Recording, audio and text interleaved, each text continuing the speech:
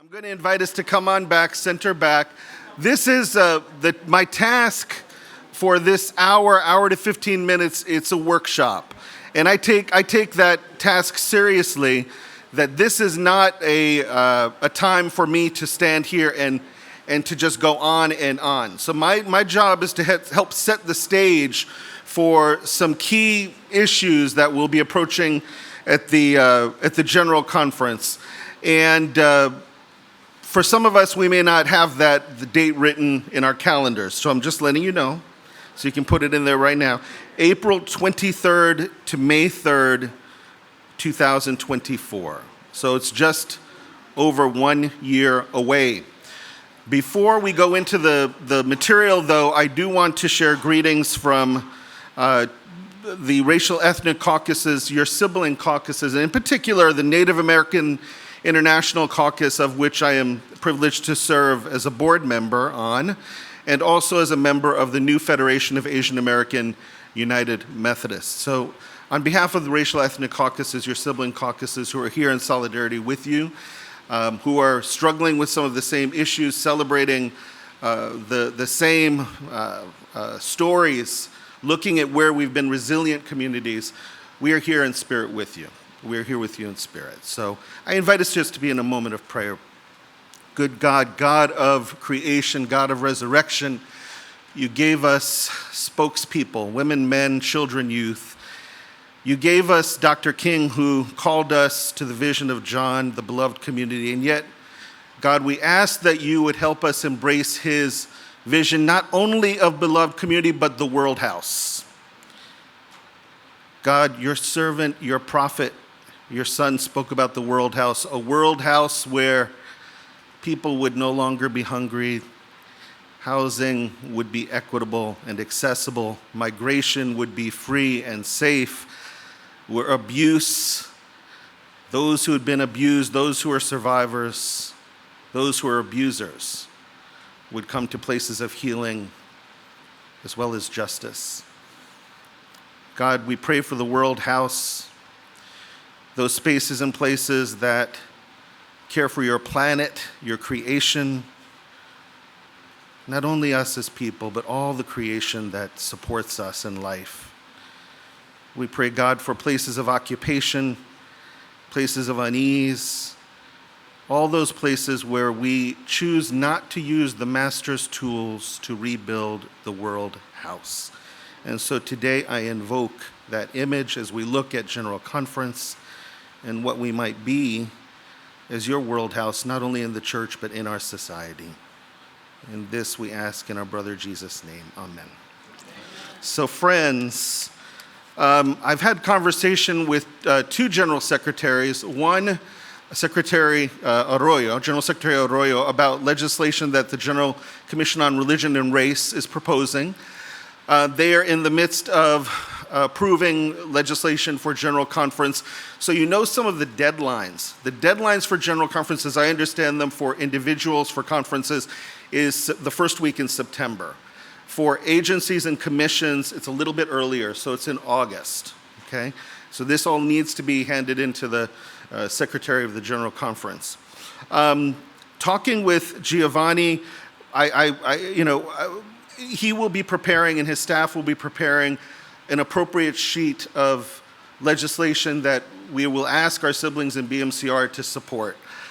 Similarly, in conversation with John Hill, the interim General Secretary for the General Board of Church and Society, they're now in the process of voting on legislation that had already been voted on at their last board meetings. Why do you need to do this? Because the way that the legislation, the way the General Conference works is, with legislation, it's not a quadrennial system, it's an 8-year system. So after 8 years, legislation can sunset. And so all the legislation that's in the current book of resolutions has to be approved by boards and agencies again.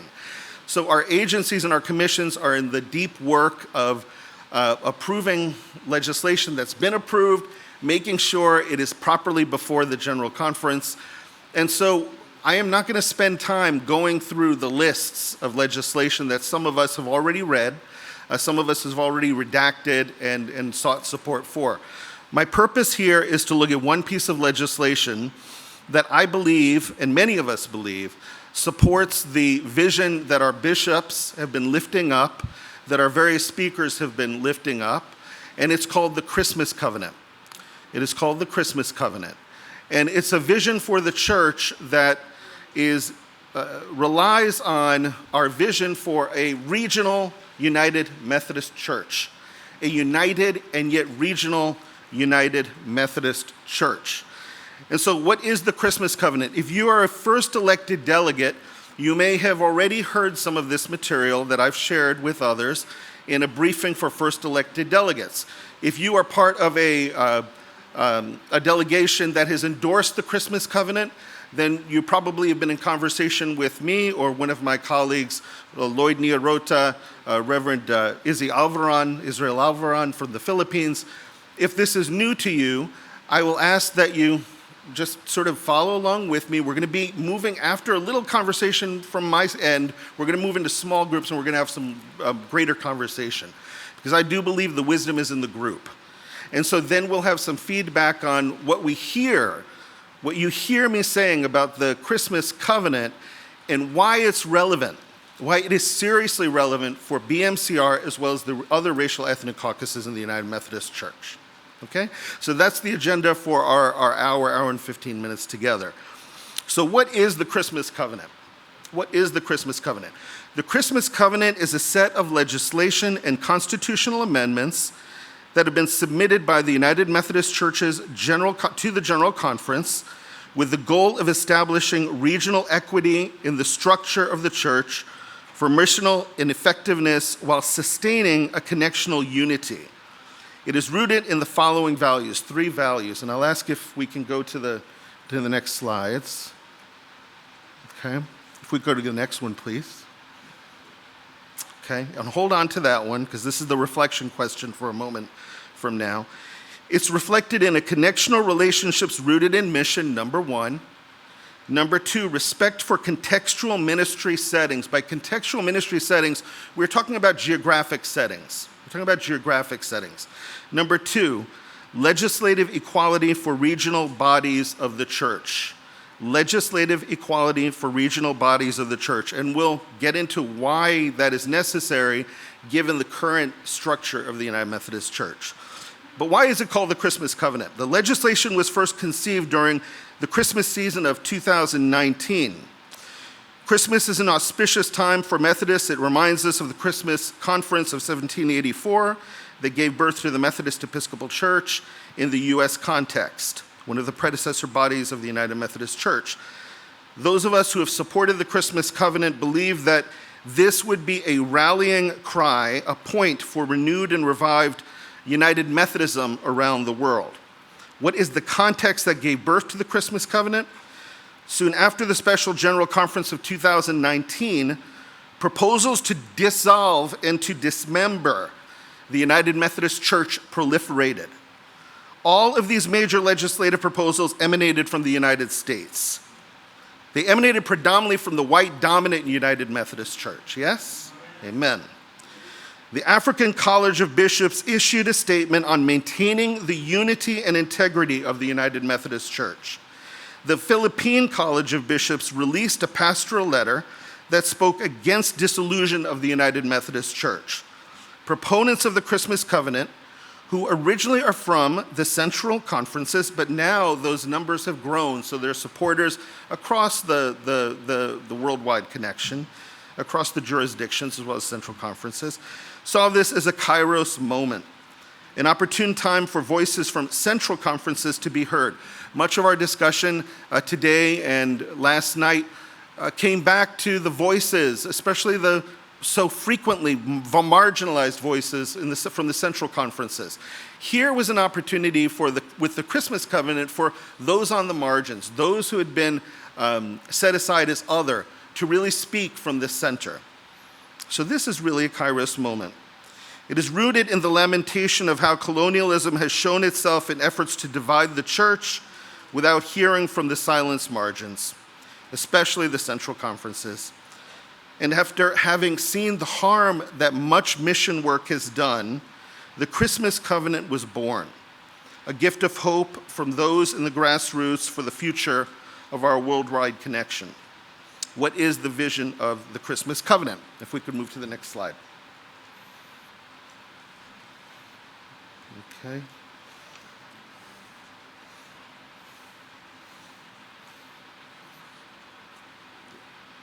Is it able to go to the next slide?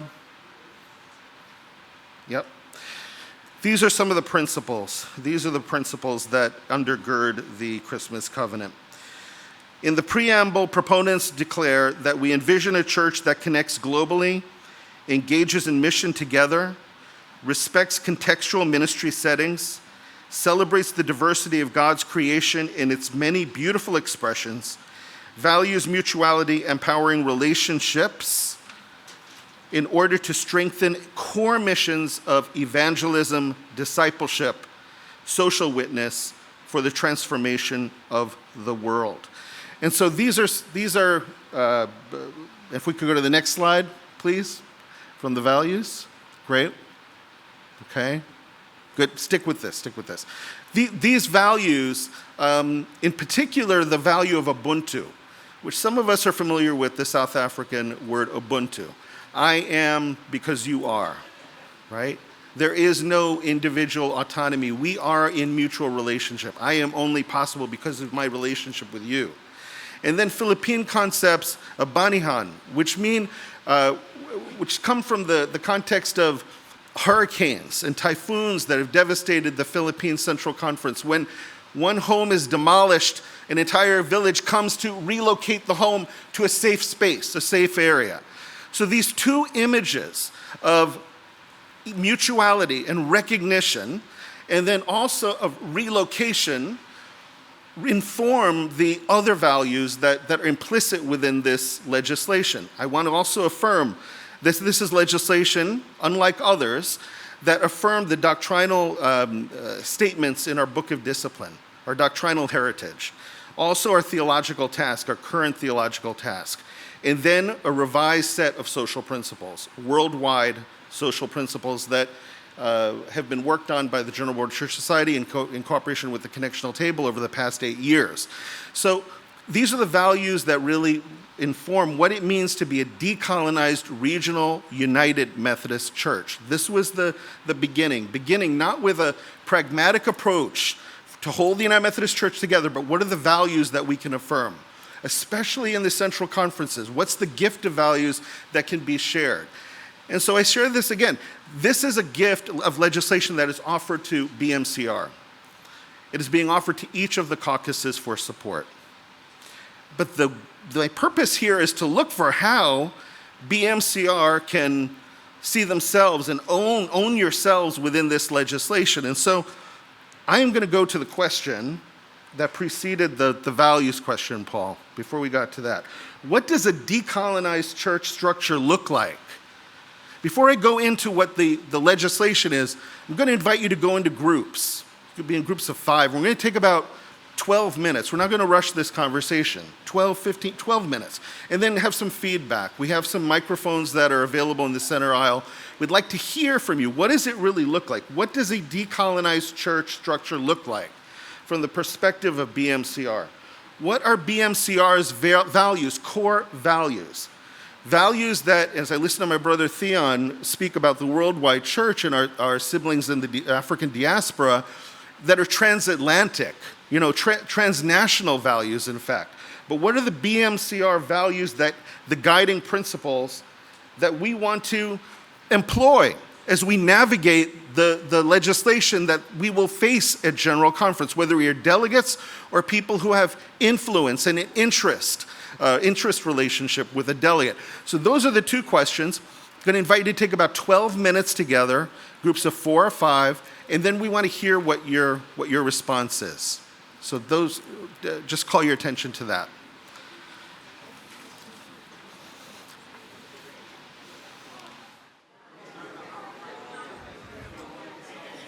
Okay. All right, friends. It sounds like you're having good conversation. Are there folks that would feel good about going up to the microphone. We have 2 microphones set up. And share a little bit about how you answered this question. What does it look like? What does a decolonized church structure look like? What are some of the challenges to a decolonized church structure that legislation like the Christmas Covenant ought to be taking into consideration? Microphones are up. Yeah. Okay, friends, so Hey, microphone, thank you. You have the floor.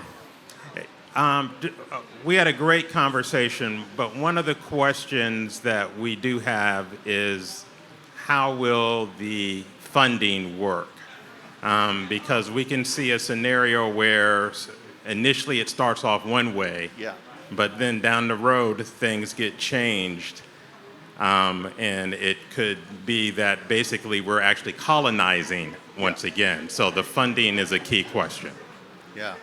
And in conversation one-on-one, that was a question that was raised to me directly. So other comments, questions, contributions? James Fielder, North Central Conference, North Central Jurisdiction. Does anybody remember where this came from? Right, and how we walked out of church. Like we had to put our finger up. And what we shared with was how we were shaped, how we were influenced, and why we do this today in some of our churches, right? Because we were affected by colonizers. Yeah.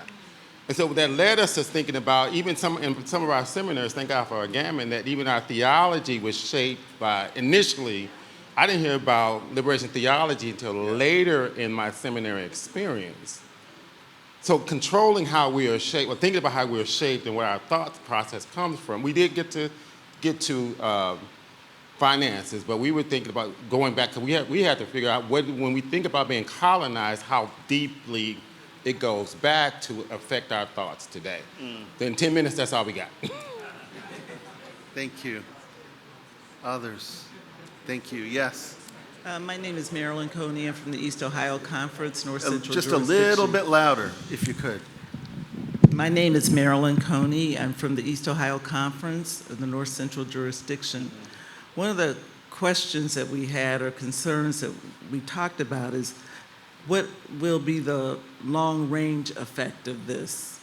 And is this, will it eventually, or could it eventually lead to not only the dismissal of vote, but voice in the United Methodist Church? And could you share a little bit more about the dismissal or elimination of the vote and voice? Share more about that? The concern? Well, when we go to everyone having a central conference, from regional conference, where is the conversation? I mean, how does, if we let everybody do whatever, what they do culturally and be, how does their voice become still important in the larger body?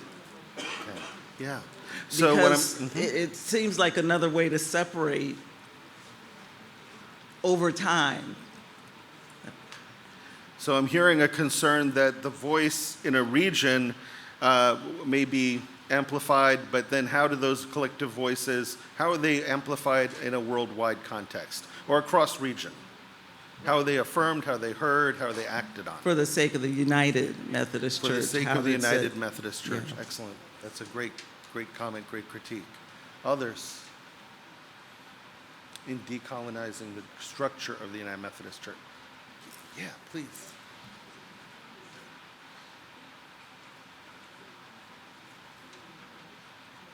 On the endorsements for 2023, are there other people who have endorsed it?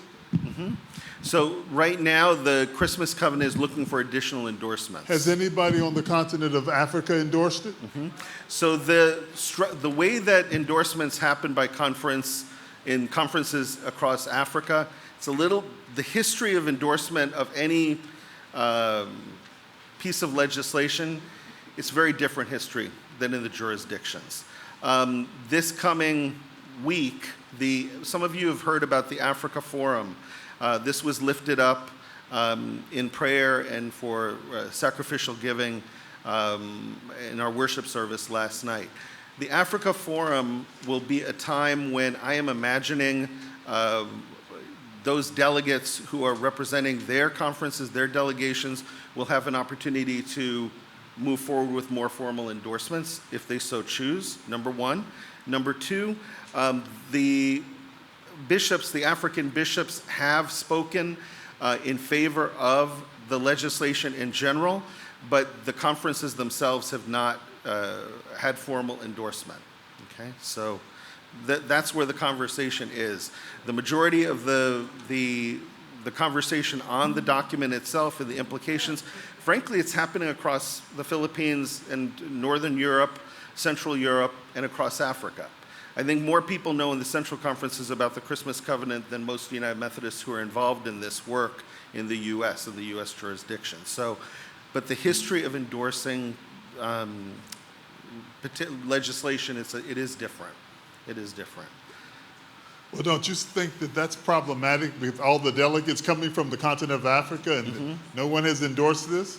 Yeah, and so the legislation's been written by authors from the continent of Africa, as well as the Philippines, as well as from Europe. So this is coming from the Central Conferences. Okay, my name is Jeremiah Jasper. I'm from an elder in the West Virginia Annual Conference. Thank you. Others on decolonization, yeah. I just want, oh, wow. I'm just going to make a observation. You know what recently happened with the Supreme Court with Roe versus Wade, and we threw it to the states. What a mess we have now. And it seems to me, when I grew up, I knew what the United Methodist Church stood for, or what were some of our guiding principles across the nation. I'm afraid that if you leave it to each annual conference and region, who are we? Yeah. So at this point, we have the Central Conferences are able to adopt legislation, adopt mission and ministry in a way that's relevant to their own contexts. This is something that the U.S. as a region, the jurisdictions, is not able to do. But this is something the Central Conference has been able to do. This is an opportunity for the United States, when we come to General Conference, for the majority of business comes to the General Conference, for it not to focus on U.S.-centric matters, number one. Number two, to give each region, give the United States the same freedom and responsibility that already exists within the Central Conferences, to determine for itself mission and ministry priorities, and then to allow when we do come together for General Conference to deal with those matters that really directly impact the worldwide church, okay? So right now, that freedom is given to the Central Conferences. It is there.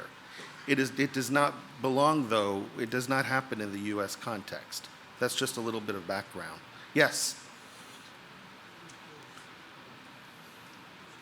Jennifer Brooks, Garrett Evangelical Theological Seminary, New York Annual Conference. So I see under the list of endorsements, I see all the jurisdictions, and I see some conferences. So this is a process question. How can the individual conferences get this to bring it to the annual conference for it to be involved? Sure. So there is, as we've done with several conferences in the jurisdictions, there's some proposed language that we can share with you, to share with your delegates and for consideration at your next annual conference session. So depending on how how petitions come to your annual conference, we can make sure you have proposed language that will be appropriate for your conference. You can adapt it as Thank necessary. you. I'm the chair of rules, so. Okay, all right. One or two more comments, and then I'm going to go a little bit more in detail about what the legislation looks like. Yes, sir. Yeah, just a quick one. Peter Mageto, Africa University. I I think the greatest challenge we face now is the question of language, and we must address it. The reference indeed that was made that in the process of dealing with the decolonization, we are not careful, we create neo-colonization. Language is oppression. And by the time the conferences meet, how sure are we that we are united in that language? I leave it there. Thank you. Thank you. I'm not seeing anyone else at a microphone. Yeah, go ahead, please. John Coleman, Eastern Penn, Gray, New Jersey. Tied to what you just said, have you tracked how many conferences will have this legislation? I believe Eastern Penn and New Jersey will. Sure. This year, at this season of annual conferences, do you know how many conferences Yeah, will be? the language is on the website, which the link for that will be on the final slide. And we have two handouts. One, I think, is being distributed. On the second handout, you'll have the links. And so if you're looking for that endorsement language, it's available right on the website. But are you tracking how many conferences already have it on your agenda? I missed you. John, I missed Do you. you know at this point how many annual conferences are coming up next month? Do you know how many conferences will have That this are considering as it? resolutions? Right, good question. That I can't tell you directly. No, I can't tell you. I know that jurisdictions are now considering it. Some jurisdictions are now considering it. The West has already acted on it. Okay. Let me continue with the legislation, and then we can go back to more questions. I have one more group conversation for us for our time. So how does the Christmas Covenant achieve regionalization? The Christmas Covenant achieves regional equality by transforming central conferences to regional conferences. The change in name will undo the negative connotation, the harmful connotation, the damaging connotation associated with the term central. The proposed constitutional amendments will strengthen the ability of regional conferences to adapt the Book of Discipline to meet the unique missional needs of each region. The Christmas Covenant creates the United States Regional Conference with regional equity and structure as proposed by the Connectional Table. So that's legislation that was originally proposed by the Connectional Table with the U.S. as a regional conference. It also authorizes contextual adaptation of the Book of Discipline for missional effectiveness. Why do we need the Christmas Covenant at this time for the unity of the church? We are stronger together. Being in mission together as a worldwide church celebrates our unity in diversity. It positively impacts the different contexts in which we represent. While diversity is a challenge, we do not believe disillusion is the right way to heal the wounds that would cause us pain as Christ's body. A truly worldwide church committed to be in mission together embraces its differences, allows for self-determination. It is able to find common ground in affirming how we do effective ministry in places where each of us find ourselves serving. Acknowledging that our different contexts meet different solutions is a better way forward. It fosters mutuality. This path affirms a stronger common witness to the global community. God's grace is present everywhere and in everyone, and so we are called to be humble in our response to this grace and recognizing its many expressions around the world. And this call we do best together. So again, this is a proposal to hold the United Methodist Church together in a new way, a new expression of what the United Methodist Church could look like. The question was raised about the Christmas Covenant and endorsement.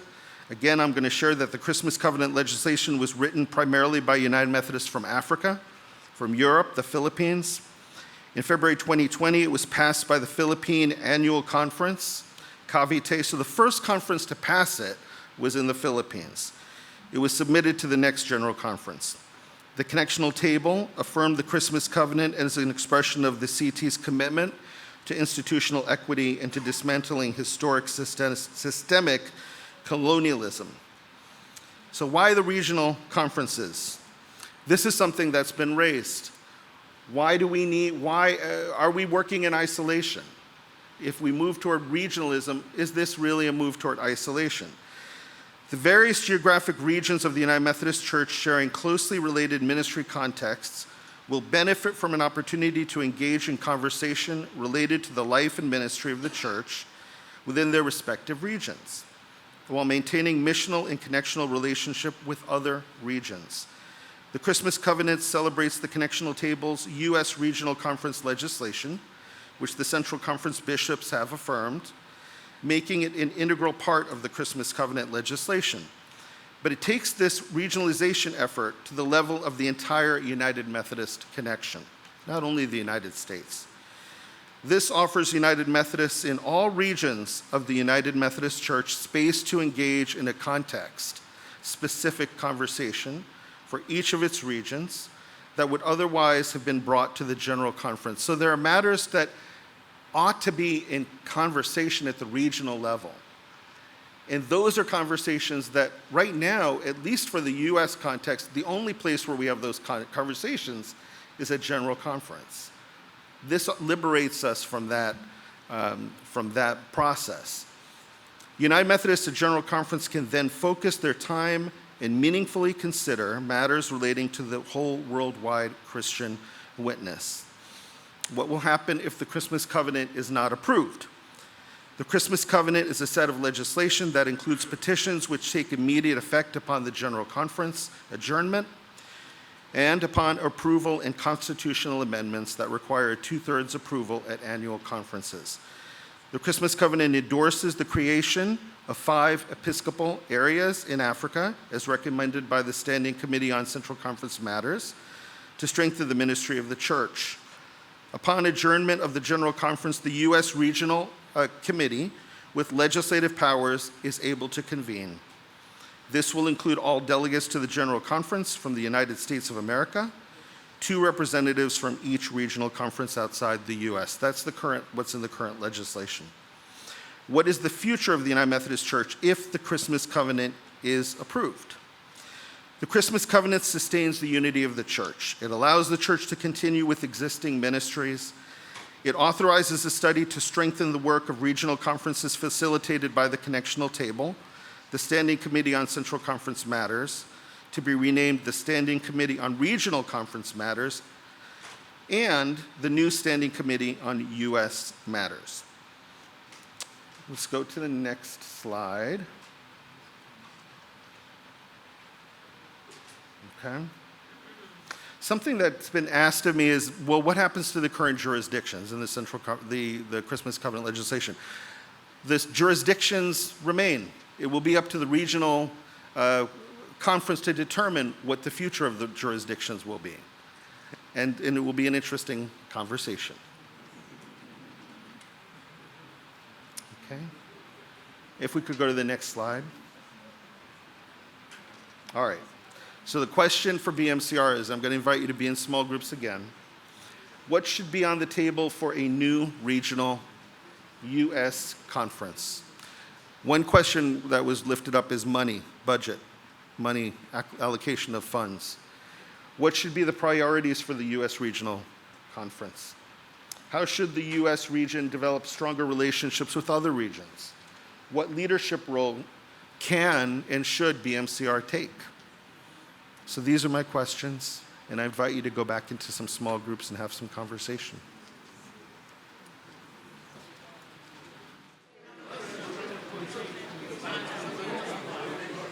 All right, friends, just one more minute. Excellent questions. I've been hearing great questions. Questions for clarification, implications.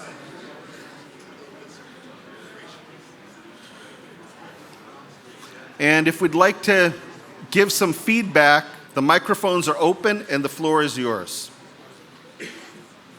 Please, don't be shy.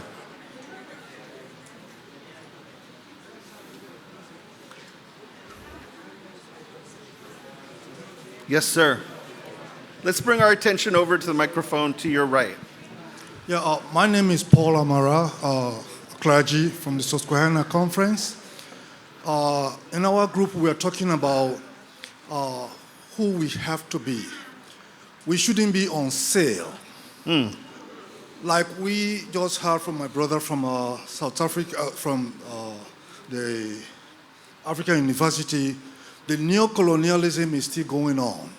I was born and raised in Africa, in Sierra Leone, to be specific. My country was colonized, and we gained independence in 1961. But up to today, the West, especially the British Empire, is still involved in Africa.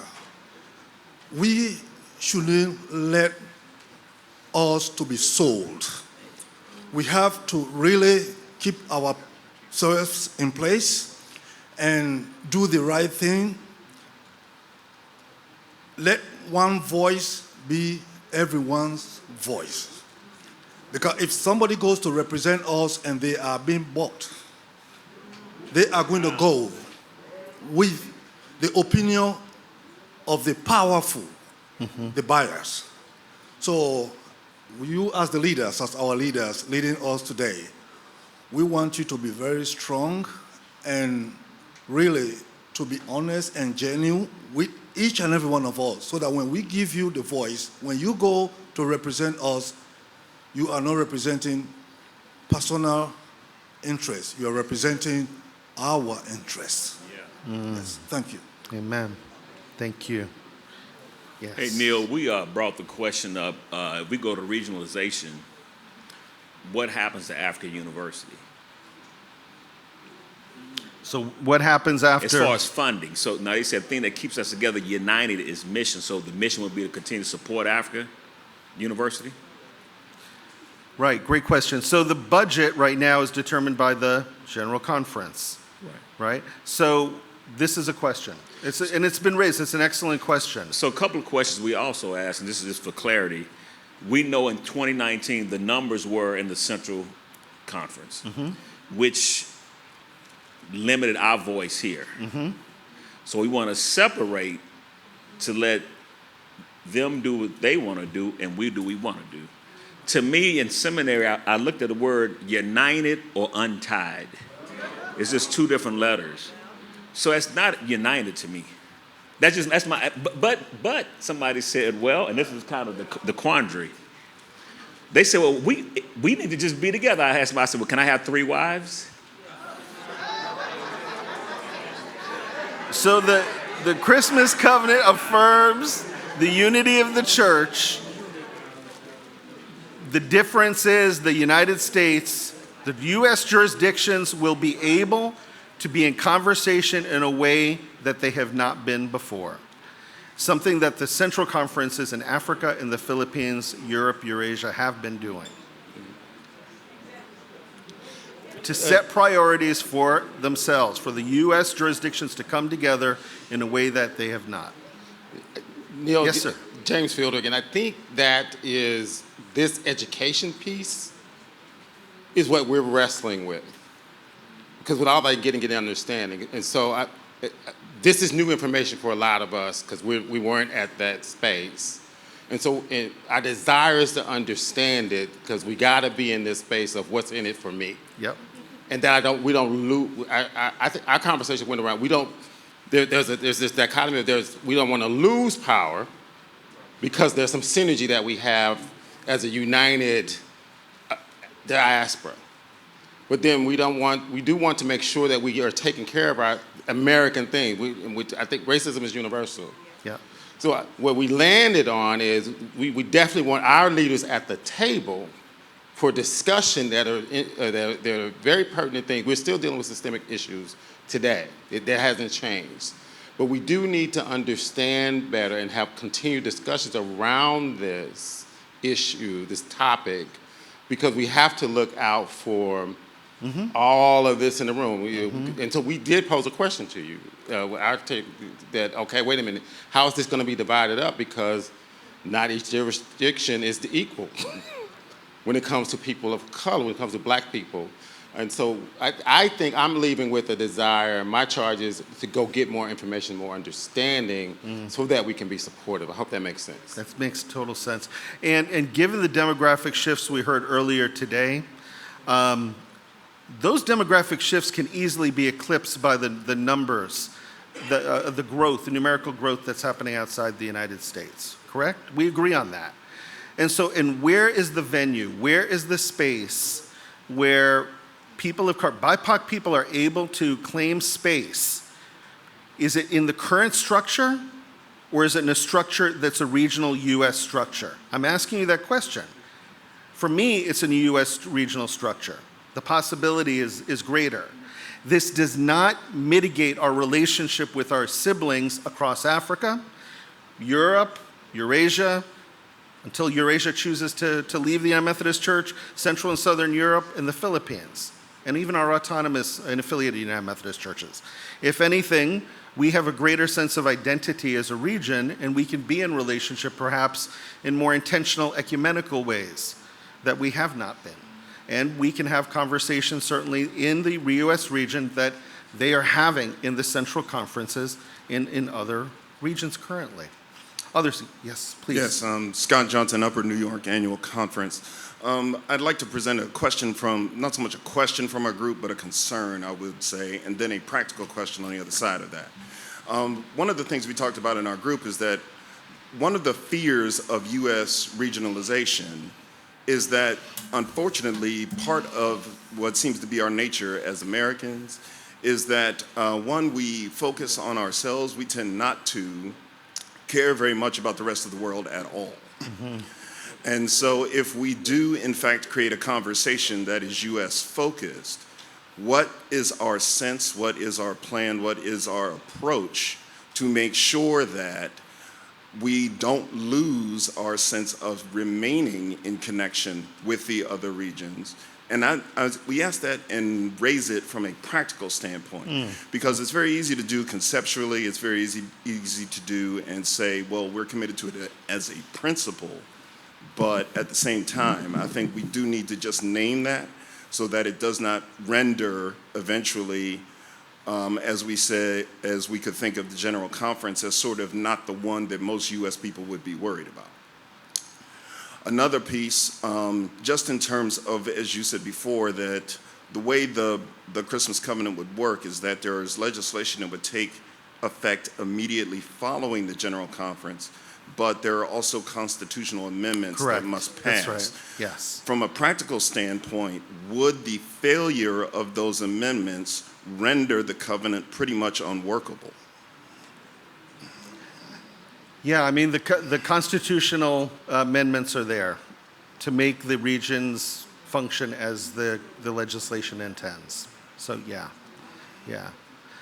And to go to your first point, which is, I agree with that, and I think so many of us would agree with that. It's the General Conference is still the General Conference. It's the space where we come together as a worldwide church to discuss, to deliberate, to pray, to act in a missional way on the matters that really are worldwide in nature. One more comment, and then I'm going to move, because of time, I'm going to move fairly quickly through the remainder of slides. Yes. Yeah. Jim Sally, South Carolina. Yeah. I've been before the body earlier. I'm also a member of the BMCR board, Strengthening the Black Church for the 21st Century board. And my question is a spinoff from questions that have been recently asked within the last 10 minutes. I don't believe, well, this is the first time the Christmas Covenant, the legislation is being brought to BMCR. Mm-hmm. And I have to say what's in the room and with the people I've been talking to. We've only seen one piece of legislation that is to go to General Conference, and that was not the title of this session. Some persons had other things. So on their mind, they thought it was going to be a kind of list of what's coming to us at General Conference. Yeah. And then the question is, how do you plan to share what we are engaging in now with others? Yeah, that's a wonderful question. Right. So the comments that have been shared today, the constructive critiques, I'm taking note of, and I certainly can share it with those who are promoting the Christmas Covenant. Right now, the Christmas Covenant is in conversation with the Connectional Table around what legislation to continue to move forward with. And so this is helpful. This is all very helpful. So this is being recorded, so that's helpful for me to be able to make sure that I'm properly representing what your concerns are, what your affirmations are to that body. So yeah, there will be follow-up. Yeah.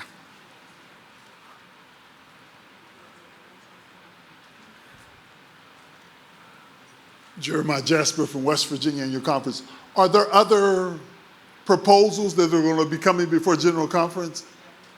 Yep. So They're why still come there. how did we go from whatever they were to this one? Yeah, so it's a great question. I'm not sure if I can answer the question. I know that there's whatever was submitted to the General Conference, it's still legislation. So the protocol is still there. This protocol is on the table. There are versions, like the Indiana plan. There are versions for what the United Methodist Church may look like. I don't know all. I think it's disingenuous for us to talk about issues and you not show us all of them, and instead of just looking at one today as if we were going to just endorse only one. The process should have been all of them should have been brought before us. Yeah, so this is brought before you for your information as a piece of, as a proposal that the racial ethnic caucuses have been discussing, that the interethnic strategy development has been in conversation with once after 2019. So it's not new, it's not a new proposal. This is the first time that it's being discussed here in the context of General Conference at BMCR. Even before the pandemic, we had a workshop on the revised social principles. And there was a small piece of conversation there about the Christmas covenant. So it's not entirely new. I am not coming before you today to ask for your endorsement of this piece of legislation. That's your decision, the direction you choose to go in. But I am sharing this with you because this will be a piece of legislation that can determine the direction for other pieces of legislation at General Conference. But there are going to be other pieces of legislation too, right? Sure. So I'm just saying, well, you should have just presented all of them and not just presented one at a national meeting. And that's just poor business. That's just like saying we're just going to look at what the Democrats are doing, or we're just going to look at the Republicans are doing. You should just have been up front and presented them all and not just one. That's my opinion. Yeah, and I'm not quite sure where there is movement, frankly, on the other pieces of legislation. I don't know how much they've been in dialogue with the racial ethnic caucuses. I do know the Christmas Covenant has been part of the conversation with the racial ethnic caucuses for some time. Anyone else? We have two more. Okay, Lisette. Hi, I'm Reverend Lisette Perez, serving at Greater New Jersey Annual Conference, president of MARCHA, a member of the Connectional Table, and also member of BMCR, associate member of BMCR. I just want to share a piece of information for everyone as part of ISDG, as part of the work that we have been doing with the Interethnic Committee. The regionalization started a couple of quaternions before with a connectional table that presented to I think it was, I don't remember the year, but I think it was 2016 or before that. And it did not pass. And before the pandemic, in the last connectional table, we approved to present to General Conference the regionalization. Mm-hmm. The Christmas Covenant came as the response of that legislation from the connectional table.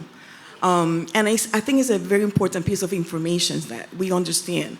And Marchand and the interethnic ISCG have supported it because of decolonizations and self-determination, and also thinking about how can we be creative in being a global church that contextualize the ministry and have a different governance that is not similar to the government of the United States. Because the government of the United Methodist Church is extremely similar to the government of the United States. So I think that this is a great opportunity to be creative of how can we manage power and how we create connectionalism from a different perspective, and that is genuine, and we all can be a church that is contextualized and at the same time is connected with part of who we are as a DNA, as an inclusive church, as a church that is ready to be involved in social action, as a church that wants to transform the world with ecumenical friends and with the United Methodist Church around the world. So I just wanted to share that piece of information. I hope it helps. Thank you. Thank you. Yes. And because of time, this will be the last comment. We can continue the conversation following the session. I'm just going to refer to the final slides. I guess because I am from a conference that might be a little unique in my jurisdiction in that we actually are diverse theologically. There's an elephant in the room that someone asked you, you said yes, and we never went back to it. Why do we need jurisdictions if we're going to do this decentralization? It seems like a duplication of money and institutions to me. So why do we need, in other words, I'm hearing you say a petition to dissolve jurisdictions rather than pay attention to regionalization. That should be a part of this whole process. It shouldn't be separate. Okay, thank you. Okay, if we could go to the slides, the final slides. All right. This is a question I know that some of you have been wondering, or you were going to ask me, but what does the Christmas Covenant, what's the stance in the petition on inclusion of LGBTQI people? The focus of the legislation is decolonization of the church polity, recognizing the sacred value of all persons as created in the image of God. The Christmas Covenant encourages regional conferences to consider ministry approaches that reflect the theological convictions and the missional context they serve. Through constitutional amendments, it gives powers to regional conferences to determine standards for ordination, marriage, chargeable offenses for clergy. Something else I'll share with you is that the revised social principles, if you have not looked at it, has new language when it comes to marriage, when it comes to human sexuality. And so I do encourage you to take a look at that. The Christmas Covenant legislation supports the revised social principles. And because of time, we'll go to the next one. So we've got several constitutional pieces. Let's go to the next one.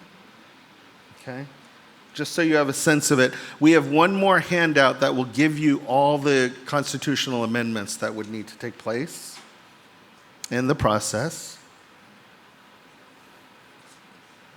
And the next slide. All right.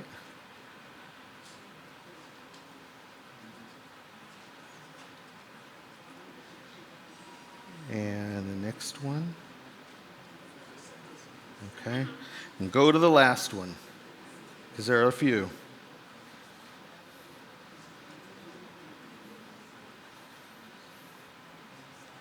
Okay. The endorsement page, if you don't see it in the handout, we have this, and I'm happy to make this PowerPoint available to you. The endorsements are continuing. So the numbers are growing. Let's go to the next slide. Okay. If you're interested in a comparison of the connectional tables proposal with the Christmas Covenant, we have a schemata that will show you where the differences are and where the similarities are. And the next slide. And at that URL, you'll be able to find out even more. Okay? With that, I know that I am at time, and I thank you for all of your wonderfully fruitful comments and your questions, and I can tell you're still thinking through it, and we all are. So this is a proposal that is being discussed across central conferences, jurisdictions, and we wanted to make sure that BMCR is familiar with it. And for many of you, if this is an introduction, then it's an introduction. But the conversation is going to continue, my hope is. And so I'm deeply grateful to the leadership for giving me space to be able to present on this. So thank you.